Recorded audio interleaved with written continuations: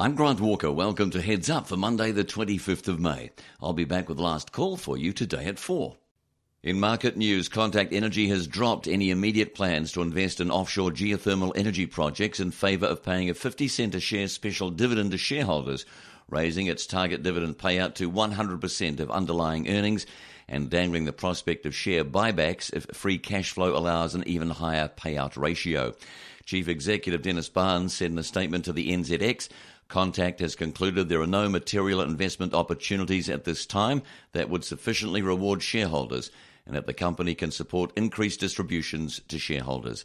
To reflect the fact that Contact will have limited capital requirements in the near term, Contact's amended dividend policy will be to target an average ordinary dividend equivalent to approximately 100% of underlying earnings after tax. The company has been targeting an 80% payout ratio until now. Mr. Barnes said to the extent free cash flow exceeds the distributions outlined above and, absent new domestic growth opportunities or adverse market events, additional distributions will be made and are likely to take the form of share buybacks. This morning's announcement comes after a backlash from institutional investors who'd been led to expect Contact would make capital repayments in some form after completing some $3 billion of investment in recent years on new and upgraded power stations. They were stunned when Contact's Chief Executive Dennis Barnes announced in February that the company was reviewing its capital structure with a view to finding offshore projects where it could use its expertise in geothermal power projects. That led to what Mr. Barnes described in a March 26 letter to shareholders as a negative response from investors through a drop in our share price. The shares last traded at $5.55 and have dropped 13% this year. The stock is rated an average buy, according to 7 analyst recommendations compiled by Reuters, with a mean target price of $6.66. The 50-cent a share special dividend will be paid on June 23 to New Zealand resident shareholders on the Contact share register on June 10. Origin Energy, Contact's Australian majority shareholder, is unable to access imputation credits, but non-resident shareholders will receive a supplementary dividend of 8.8235 cents a share, which effectively matches the value of imputation credits attached to the dividend, a company spokesman confirmed. Mr. Barnes indicated Contact has not completely abandoned thoughts of offshore generation builds in the absence over the next few years of any large new power stations being required in New Zealand. Mr. Barnes said Contact believes we have a strong capability in renewable energy, and particularly geothermal, and we will continue to explore how we may leverage these skills to grow earnings over the long term. Origin has prospective geothermal steam field investments in both Indonesia and Chile. In politics, anti-poverty campaigners like Jonathan Boston and the Children's Commissioner use a set of measures which you'll never be able to satisfy, according to Finance Minister Bill English. Well, at least that's what he told TV1's Q&A program. He says, the measures that those groups use, if everyone's income was doubled overnight, we'd still have the same poverty today as we did yesterday because they're using relative measures. He also admitted that not all of these families will get an extra $25 on top of their benefit. He said, I think there is analysis that shows that for some families, depending on what other assistance they're getting, they may get this. The $25 may be abated back a bit, or their other assistance may be abated back a bit more correctly. And so that has to be looked at family by family. So we're not asserting that every family will get exactly $25, but the benefit rate will go up by $25 after tax. And then for each individual family, circumstances will be taken into account. Mr. English said New Zealand could afford the future cost of superannuation, and voters have made it clear they don't want changes to the scheme. He said, in the forecast we're running, New Zealand can afford to pay the bill for super. The future governments are free to have any discussion they like with the New Zealand public, but I think we've learnt, as the Labour Party learnt in the last election, that what some people regard as a pretty straightforward proposal, that is to raise the age by a couple of years, actually is not welcomed by many New Zealanders. For the full transcript of what he said on Q&A, go to mbr.co.nz. So let's talk crowdfunding. The equity crowdfunding campaign for new annuities provider Retirement Income Group is closed oversubscribed, with management indicating extra wholesale investors will jump on board too. The company, co-founded by former AXA and ACC Chief Executive Ralph Stewart, raised $455,300 during a short-term campaign on crowdfunding platform Equitize, after hoping to raise a minimum of $250,000. The crowdfunding formed part of a wholesale investor capital raise that raised more than $2.25 million, plus $2 million of new equity from the founders. Mr. Stewart says 2 more wholesale investors want to participate at a material level and will confirm commitment this week. If either of these investors proceed, the company expects to reach maximum funding target of $3 million, Mr. Stewart says. There have been no New Zealand providers of annuities, which convert lump sum retirement payments into a fixed income stream for as long as a person lives, and are typically sold by life insurance companies for a number of years after falling out of favour due to their lack of inflation protection, illiquidity and tax disincentives. Retirement Income Group is taking advantage of the decumulation market heating up as KiwiSaver members hit 65 when they can withdraw their funds. The company's flagship annuities-type balance fund product, called the Lifetime Income Fund, will target retirees who want a steady income stream instead of a lump sum when they draw down their savings. The fund has been designed to overcome previous problems with annuities. The fund is awaiting the final stamp of approval from the Reserve Bank, which had to introduce new solvency standards for variable annuities to cover it. This is the first product of its kind in New Zealand, although they are popular overseas, particularly in North America and Japan. New Zealanders have started to accumulate substantial amounts of capital since KiwiSaver began 7 years ago, and the 500,000 people reaching 65 over the next 15 years will do so with savings of $36 billion. While individual balances vary, just over half of these 500,000 have incomes of more than $80,000 a year and have been KiwiSaver members since the savings scheme began in 2007. Retirement Income Group expects to seek a further $3 million of institutional funding in 2017, although it says the exact amount will be determined by how much is raised in this funding round and growth over the next 3 years. NBR Radio.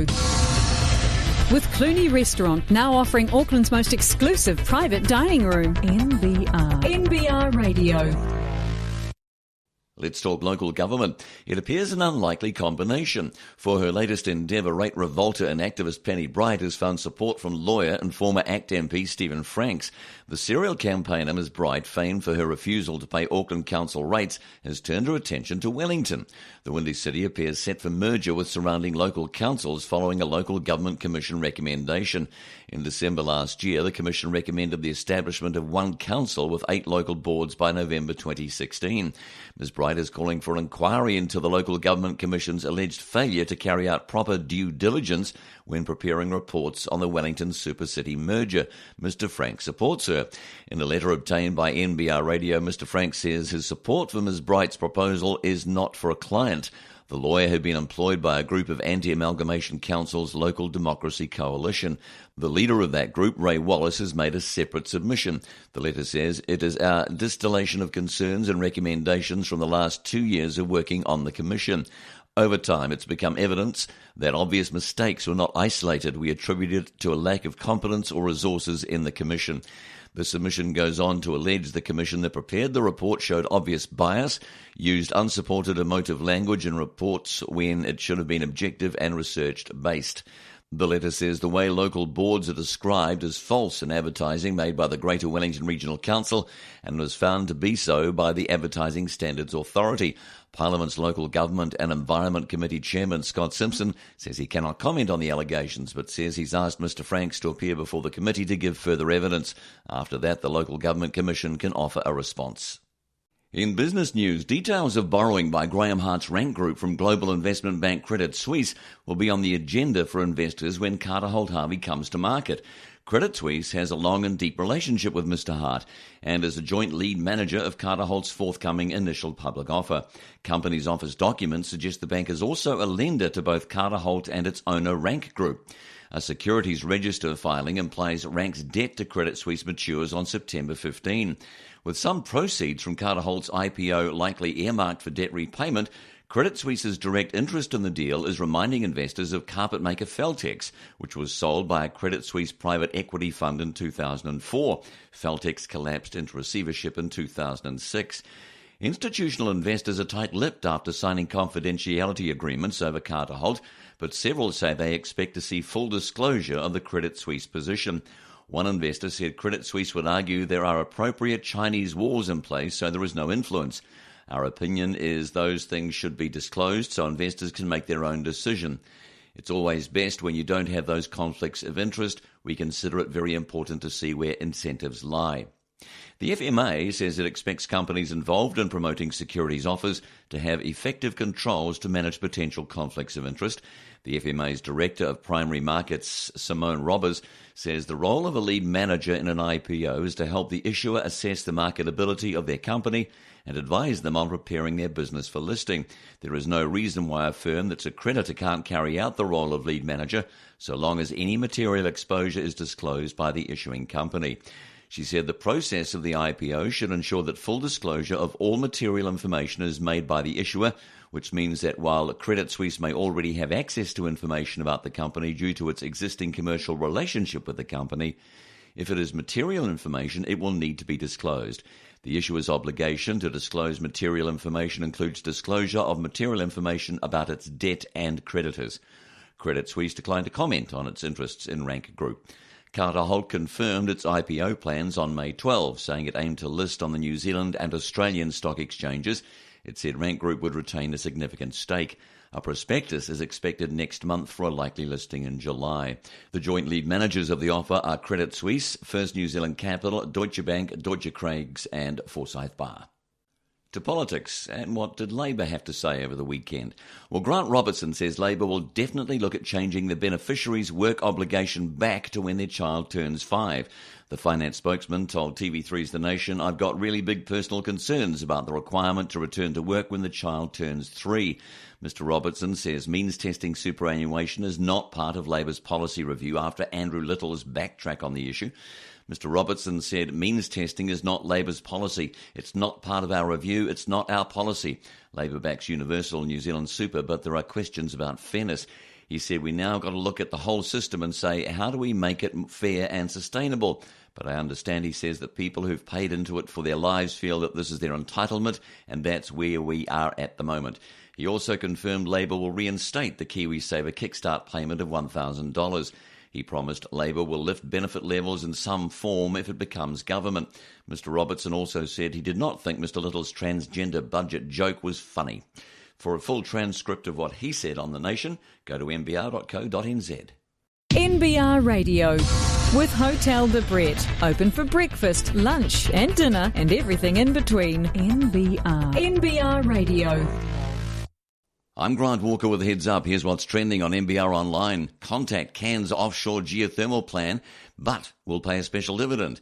Annuities provider oversubscribed in crowdfunding. Politicians talk more over the weekend on the budget. What did Treasury really want the government to do with KiwiSaver? And Credit Suisse in the spotlight over Carter Holt IPO. If you're travelling today, Auckland, wet and windy. Wellington, fine weather. Christchurch, fine but cold. And Dunedin, cold, snow and wind. To find out more on our stories, log on to nbr.co.nz or stay tuned. Those stories coming up next on NBR Radio.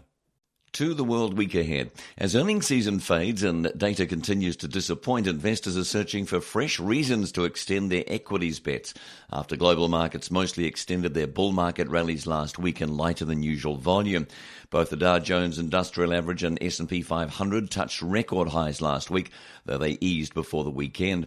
On Friday, Federal Reserve Chairwoman Janet Yellen confirmed in a speech that the central bank remains intent on lifting its benchmark interest rate at some point this year, but she was cautious about what lies ahead too. Mrs. Yellen said on Friday, if the economy continues to improve as I expect, I think it will be appropriate at some point this year to take the initial step to raise the federal funds rate target and begin the process of normalising monetary policy. To support taking this step, however, I will need to see continued improvement in labour market conditions, and I will need to be reasonably confident that inflation will move back to 2% over the medium term. She added, after we begin raising the federal funds rate, I anticipate the pace of normalisation is likely to be gradual.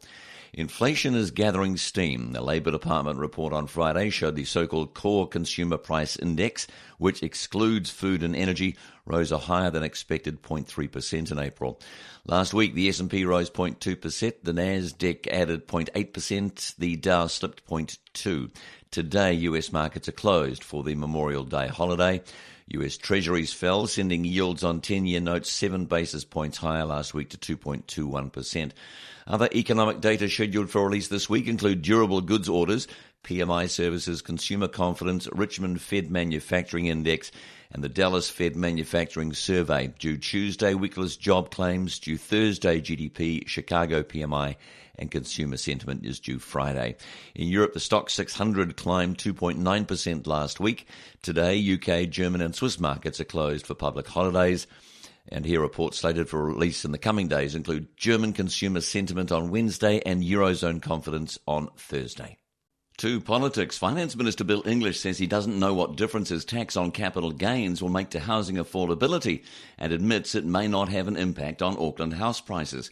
Asked on TV3's The Nation about his comments from 2013 that extending the tax will not make much difference and overseas has not improved housing affordability, Mr English said, "We don't know exactly what impact it will have. We're hypothesising a bit." He denied the tax on capital gains, travel tax and raising benefits are U-turns despite National's no new taxes election promise and John Key rejecting benefit increases on the nation last year.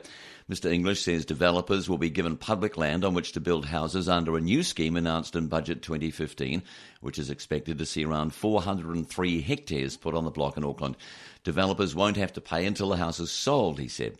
But Mr English could not confirm whether the developer will pay the price of the land when they're given it or when the house is sold. He says that will be a matter for negotiation. It will be fully transparent. He says as many homes built on public land as possible will be affordable. We're unlikely to be building hundreds of McMansions across the Auckland landscape. He confirms offshore buyers will face a withholding tax after last week simply saying it was simply being investigated by officials. He says the government would only act to limit foreign buyers if the new data showed they were having a pretty significant impact on the housing market. Mr English insists new travel tax is a levy, not a tax, but won't say all the money raised will go to border control. He says National is keen on auto-enrolment for KiwiSaver, and without the $1,000 kickstart, it will be considerably cheaper. Once we implement this policy, we'll just go back and see what the costs are likely to be, he says. For a full transcript of what he said on The Nation, please go to nbr.co.nz. NBR Radio. With the Property Press. It's out now to show you around.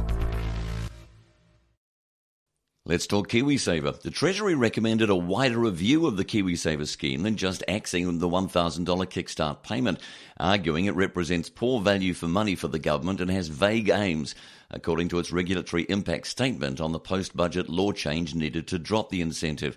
The change was passed into law during an extended parliamentary sitting late Saturday evening, following Thursday's budget announcement amid opposition party claims the government was robbing future generations to pay for increased income support for families on benefits and low incomes. But the Treasury says dropping the kickstart will improve value for money from the scheme. The Treasury's Financial Markets Manager James Beard said reducing incentives would improve the scheme's value for money as wage and salary earners were likely to join anyway because of employer-subsidised schemes and didn't need the kickstart to join. The RIS shows the $1,000 kickstart payment is by far the less costly part of the two incentives that operate to encourage KiwiSaver membership. Removing it will cut the scheme's cost by $175 million in the 2015-16 fiscal year, falling to $107 million by 18-19, whereas removing the member tax credit contribution worth $521 a year, a KiwiSaver member would save the Crown $709 million in the first year, rising to $832 million 4 years later. The Treasury's preferred option would have been a fundamental review of the KiwiSaver legislation's purpose to deal with the imprecise definition of a target population for the scheme, which is meant to help Kiwis prepare for retirement. That option was out of scope for the advice the government sought from the Treasury on identifying measures to improve KiwiSaver effectiveness and reduce the fiscal cost. Axing the Kickstart incentive effectively pays for the budget's $240 million per year initiatives to raise benefits for people with children and working for families' tax credits for low and middle income working families. The government had pruned KiwiSaver subsidies already, delaying plans for automatic enrolment and halving the Crown's contributions to member accounts. The removal of the Kickstart would reduce the attractiveness and enrolment rate into KiwiSaver by the self-employed, who didn't really fall into the target market, and may marginally improve the target effectiveness, the Treasury report said. Wage earners were less attracted by the kickstart because of the employer contribution. Therefore, removal or reduction of the kickstart would reduce fiscal costs without reducing savings rates, thus increasing value for money. The latest changes to the savings scheme come after a 7-year joint agency evaluation study into KiwiSaver, completed in February and published on Inland Revenue's website the day before the budget. The evaluation said there were concerns about the amount individuals are saving, with only 1/3 of KiwiSaver contributions representing new savings and the rest substituting other forms of savings and debt reduction. For more on this, go to nbr.co.nz. In People News, John Forbes Nash Jr., the Princeton University mathematician who shared a Nobel Prize in 1994, was killed with his wife in a car crash on Saturday. Mr. Nash, 86, and Alicia Nash, 82, were in a taxi when the incident occurred, according to New Jersey police reports. The vehicle lost control trying to pass another car. The couple was pronounced dead at the scene. The fiercely intelligent Mr. Nash, who inspired the movie A Beautiful Mind, was widely regarded as one of the greatest economics and mathematics minds of the 20th century. His pioneering equations, created during the Cold War, was integral to keeping the US and the Soviet Union from war, as well as a foundation for a wider socio-political theory of human society that would affect the modern world in revolutionary ways. The film, which starred Russell Crowe, was highly regarded by movie critics and yet also considered historical revisionism by those who knew Mr. Nash and by independent historians. A Beautiful Mind focused on Mr. Nash's apparent paranoid schizophrenia while paralleling his Nobel Prize-winning economics achievements. But perhaps the most important insight to come from his long career was his formalization during the Cold War of the concept known today as game theory, the mathematics of decision-making. While working for the Rand Corporation, Mr. Nash developed ideas based on a vision of humans as driven by self-interest and as continually distrustful of others. Left to their own devices, it was thought humans could be expected to pursue their own ends, an insight with potentially terrible consequences for the two great Cold War belligerents. For more on Mr. Nash, please go to nbr.co.nz. NBR Radio with Bayleys, New Zealand's leading commercial real estate company.